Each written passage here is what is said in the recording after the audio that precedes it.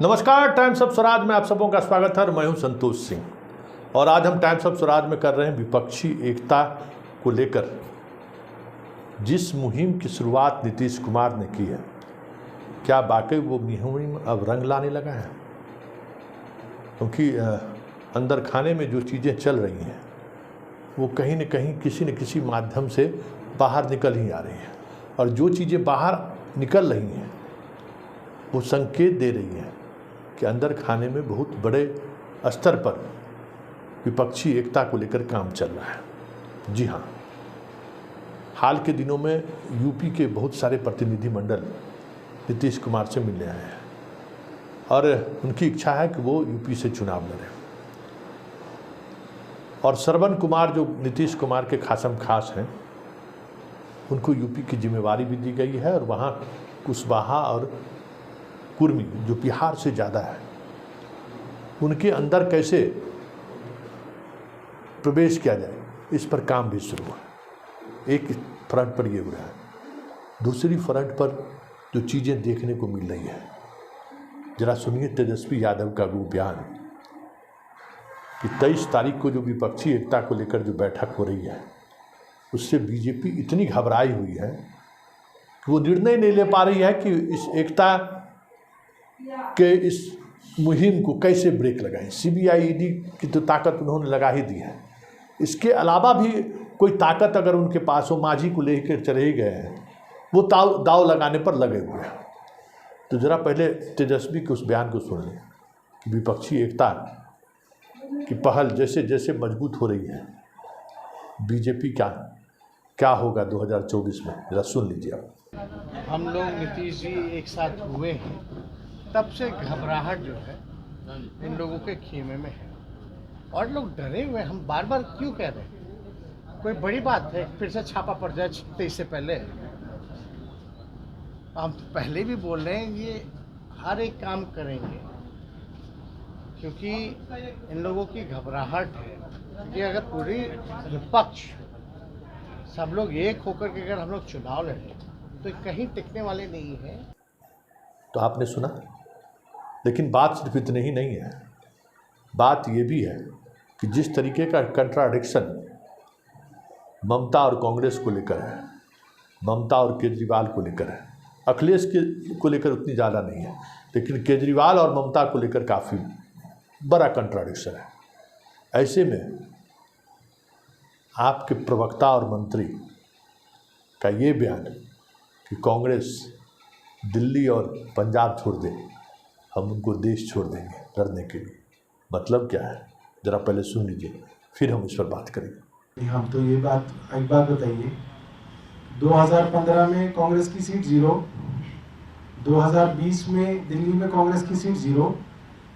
तब भी वो यहाँ चुनाव लड़ते हैं। क्यों लड़ते हैं वो यहाँ चुनाव? वो कह दें कि पंजाब और दिल्ली के अंदर चुनाव नहीं लड़ेंगे, हम भी कह देंगे राजस्थान और मध्य प्रदेश में हम नहीं लड़ेंगे। आइए टेबल पे आके बातचीत तो कीजिए। तो आपने सुना अंदाज क्या है, तेवर भी है, तलखी भी है, लेकिन बीच का रास्ता भी निकालने की कोशिश की है। मतलब साफ है कि केजरीवाल को लेकर तमाम तरह के जो अटकलें लगाए जा रहे थे, अंदर खाने में वो सारी बातें लगभग तय हो चुकी हैं। अब सिर्फ पंजाब और दिल्ली को लेकर जिद चल रहा है कि कांग्रेस हमें छोड़ दें, राजस्थान मध्य प्रदेश बाकी जगह तो आप कह ही रहे हैं कि हम आपको छोड़ रहे हैं, दिल्ली और पंजाब में यही पेच फंसा हुआ है। और इस पेच को भी जिस तरीके से बातें चल रही हैं, क्योंकि बाकी जो घटक दल हैं, शरद पवार ने भी कुछ इसी अंदाज में अपनी बात रखा है और इस तरह के पार्टी को नसीहत दिया है कि अगर आप इन बातों को नहीं समझ रहे हैं, राष्ट्रीय मुद्दों और राष्ट्रीय मसलों को अगर आप गंभीरता से नहीं ले रहे हैं, तो ये तय मानिए 2024 के बाद आप लोग कहीं दिखाई नहीं देंगे। कमोबेश उसी चिंता से आपके इस प्रवक्ता ने भी अपने आप को जोड़ा है। ज़रा वो भी सुन लीजिए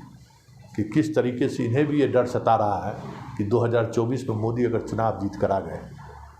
तो इस देश में एक ऐसा कानून बनेगा जिसमें चीन और रसिया की तरह मरणोपरांत तक मोदी देश के राष्ट्रपति रह सकते हैं, प्रधानमंत्री का पद ही खत्म कर देगा। उनकी भी चिंता यही है। जरा सुनिए क्या कह रहे हैं। बड़ा मामला अब ये है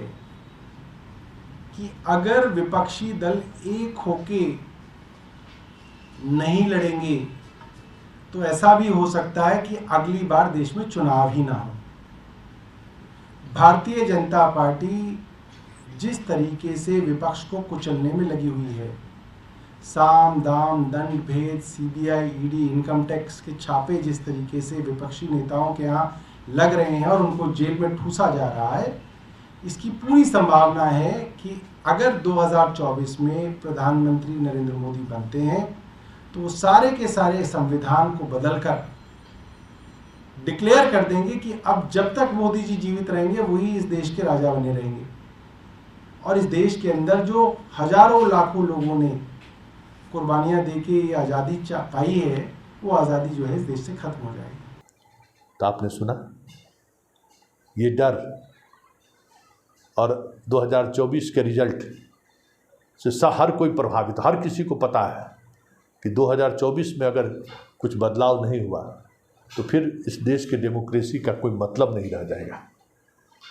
तो शरद पवार के उन बयानों से आपके अंदर भी मंथन चल रहा है, ये मंत्री के बयान और प्रवक्ता के बयान से साफ समझ में आना शुरू हो गया। जिस बात को लेकर अक्सर कहा जा रहा था कि ये कन्फ्यूजन कैसे दूर होगा, आपके इस बयान से लगभग चीज़ें स्पष्ट होने लगी हैं। क्योंकि उमर अब्दुल्ला, भले कि वो कहते हैं कि हम तो दर्शक की भूमिका में जाएंगे क्योंकि हमारी हैसियत क्या है,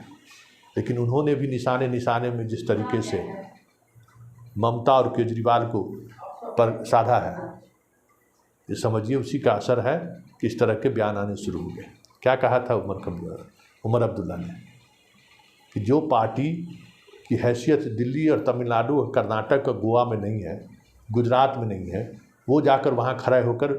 बीजेपी को मदद करते हैं चुनाव जीतने में, तो ऐसे में विपक्षी एकता का मतलब क्या रह जाएगा। हमारी हैसियत तो 5-6 लोकसभा सीट की है,